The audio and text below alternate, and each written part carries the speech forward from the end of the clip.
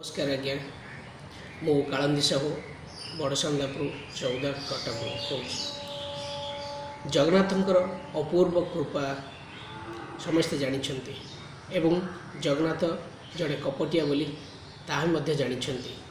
एई कपटातार रूप नहीं वर्तमान जगन्नाथ ठाकुर एवं तांको भक्त माननकु दुखर सागर रे भसाई देइछंती।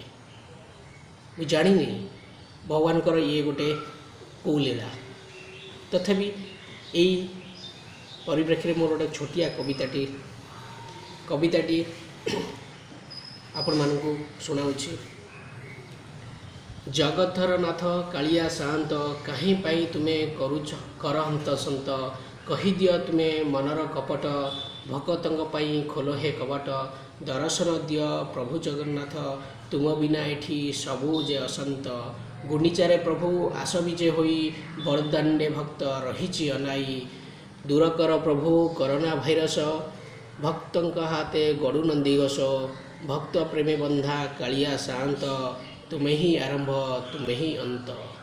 धन्यवाद।